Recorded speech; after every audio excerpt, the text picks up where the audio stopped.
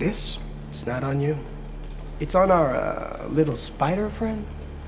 I've got some boys on the outside who'd love to meet him. Welcome to Watch Mojo, and today we're counting down our picks for the top 10 villains we want Tom Holland's Spider-Man to fight. Well, look who's here. Raven, Rhino, Beetle, and Electro. This Spider-Man is broken. I would like to exchange for new one. When I get out of here, and I will, there's gonna be carnage. For this list, we're looking at the antagonists we most want to see in a marvelous webhead adventure. Since we've talked about 10 Spider-Man villains we need in the MCU before, we're taking our picks from an all-new roster of big bads that the webheads fought in the past. Did we miss a villain that you want to see Tom Holland Spidey go toe-to-toe with in either list? Let us know who else needs their time on the big screen in the comments below. Number 10. Mr. Negative. Shady experiments gave this villain superpowers and a dual life. On the one hand, he was Martin Lee, the generous man behind the New York City Feast project that aimed to help those in need. 5 years ago, you walked in here and told me you were inspired by my mission to help others. Now it's you who inspires me. But he was also a strong supervillain known as Mr. Negative, who could wield black energy and corrupt people into doing his bidding. Told you, I'm sorry. It was an accident. I was trying to help. You don't help people. Seeing as the villain usually wants more power in the NYC underworld, Holland's Spider-Man would have reason to stop him.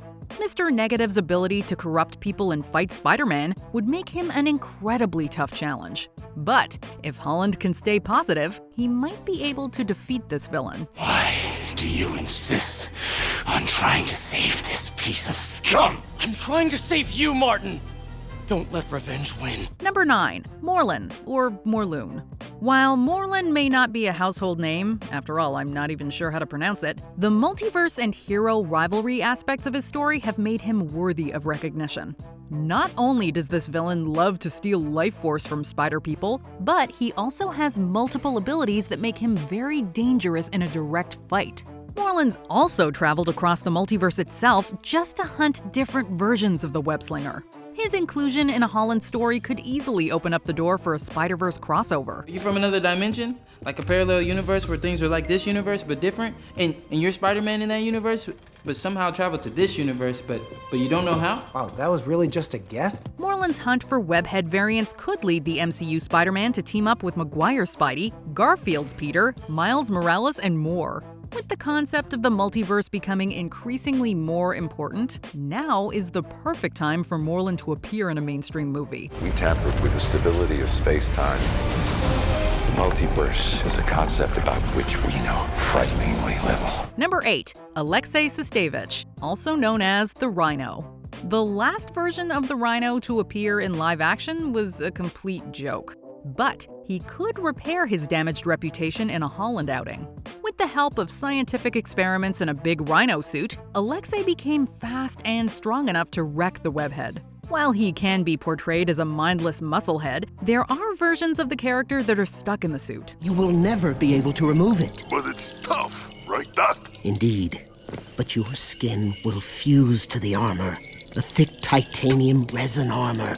A permanent change. Maybe a new live-action version could focus on a rhino who commits crimes to steal enough money for surgery or to earn favor with someone that can free him. Holland's Spidey has shown sympathy for villains before. Time to go home, Pete. I'm trying to save you! If he's paired with a powerful yet vulnerable rhino, it could make for a plot that people take seriously. I swear I'm gonna crush you. Promise big man I'd crush you. Number 7. Spencer Smythe, the creator of the Spider Slayer. Who's on my tail this time? You blew it. You failed, Smythe. My father is the world's foremost expert in the field of robotics, Mr. Osborn. He is not a failure. After reading a few negative Daily Bugle articles about Spider-Man, Spencer Smythe built a robot meant to take down Spider-Man and offered it to J. Jonah Jameson. This dangerous machine was just the first of many Spider Slayers that were made to pursue Peter. While previous versions of Smythe have been dangerous, an MCU version could make a bigger impact. The presence of nanotech and alien weaponry within the cinematic universe could allow the villain to make awesome and powerful spider slayers. And since these robots can be controlled remotely, anyone, even J.K. Simmons Jameson, could chase Holland's Peter across the city. While his Spider-Man has fought drones before, how will he do against a robot specifically designed to slay him? There! Spencer! Go back! Get him! Number 6. Sylvia Sablinova, also known as Silver Sable. It's fitting that a mercenary nicknamed Silver Sable often operates in a morally gray area. Although she has a history of successfully stopping and capturing outlaws, her methods can sometimes cause her to clash with heroes like Spider-Man. We could easily see Silver Sable going too far while trying to apprehend a villain in the MCU's New York. Although Holland's Spider-Man might initially be forced to fight her, the two could eventually unite against a common enemy. You harass my men, destroy my equipment, and cost my client millions. Give me one good reason I should not kill you right now. Listen, I don't like you, you don't like me. The fact that Silver Sable has no superpowers and historically has an entire squad behind her makes her even more fascinating. We'd love to see how she'd fit into Holland's world. We must leave no evidence that we were here. Destroy this place. Number 5. Miles Warren, also known as the Jackal. But then Parker's path crossed with a brilliant scientist, an expert in genetic cloning. His name was Miles Warren. I see you've met him. Professor Warren cared deeply for Gwen Stacy when she attended his university. After he's led to believe that Spider-Man took her life, he becomes the Jackal to avenge her. This villain has sharp claws, fast reflexes, and the knowledge to create clones. The Jackal has also made copies of everyone from himself to Spider-Man. Although the villain's cloning habits led to confusing comic plots, the MCU could streamline a clone storyline. It might be Peter who was the clone, not me. That news pushed Peter Parker over the edge. Now he hated me with a passion. This is starting to sound like a bad comic book plot. There could be a movie just dedicated to Holland's Peter fighting a duplicate and questioning who's the original. Or the Jackal could just make multiple copies of himself and fight Spider-Man. Whether they go with those plot lines or something else, we'd love to see what complex scheme this villain comes up with next. Tell Silvermane that I need some repairs down here. Perhaps soon I might make some startling advances. Number 4. Dr. Victor Von Doom. Upon me and tremble, for my face is the last you shall ever see. I am Doom. Although Spider-Man has clashed with Dr. Doom many times over the years, we've never seen them face off in live action. But the MCU's Phase 4 might be the best time to have them fight. Marvel has promised to reboot the Fantastic Four within the next few years. Since the team has a history of living in New York, they have run into Spider-Man in between their clashes with Doom. Maybe Holland's Avenger could meet the Fantastic Four while they're fighting this villain. I can't let you do that. Reed? I'll be right with you. Having them all work together to defeat Doom would be a great and organic way to bring the team into the MCU. And even if the Fantastic Four doesn't show, we'd welcome the groundbreaking sight of Holland's Spider-Man shooting live-action webs at Dr. Doom. Wanted for rocking D&D armor and a green cape in the 21st century? You know him. You loathe him. The loony from Latveria? Ta-da! Number 3. Hobgoblin. Sorry, Charlie. Spider-Man! But you're a little late for Halloween. Name's Hobgoblin. And you're right on time for your funeral. There have been many people who have worn the orange and blue Hobgoblin costume. But we think the most interesting option for the MCU would involve Ned Leeds. In the comics, this character is brainwashed by another version of the Hobgoblin. Ned is then used as a pawn for the villain's schemes and is occasionally forced to wear the orange and blue outfit. A similar plotline would be heartbreaking in live action.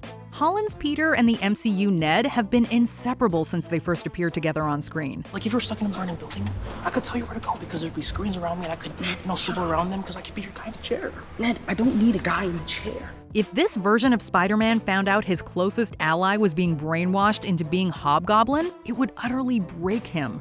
We would definitely buy tickets to see if Peter could bear to fight his best friend. Hey man, what's up? I'm on my way back. Actually, I was calling to say maybe you shouldn't come. Number 2. Cletus Cassidy, also known as Carnage. Why me? What's mine is yours, and what's yours is mine. A sadistic and violent criminal known as Cletus Cassidy became Carnage after he got an alien symbiote into his blood. The villain's wide range of abilities and immense strength make him one of the most dangerous Spider-Man rogues of all time. Seeing how the MCU Spider-Man would stop the vicious Carnage from causing chaos and destruction is an exciting idea by itself. The only way this concept could get better is if they use Woody Harrelson's version of the character from Sony's Spider-Man universe. I'm not a crazy man. I am a vengeful one. Having the two face off would provide a strong connection between the two cinematic storylines. It would also pave the way for Hardy's Venom to give Peter some backup. All I ever wanted in this world is carnage. Before we continue, be sure to subscribe to our channel and ring the bell to get notified about our latest videos. You have the option to be notified for occasional videos or all of them. If you're on your phone, make sure you go into your settings and switch on notifications. Number 1. Cain Marko, also known as Juggernaut. The guy throwing the mega-sized man tantrum. Nothing stops the Juggernaut! Juggernaut has more than enough strength to squash Spider-Man. The villain's also so durable that he can take hits from the powerful webhead without even flinching.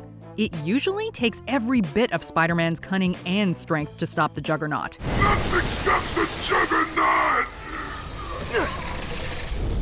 Well, I guess that worked out for the best. Since Holland has pulled off more than a few amazing feats, we think he's up to the challenge.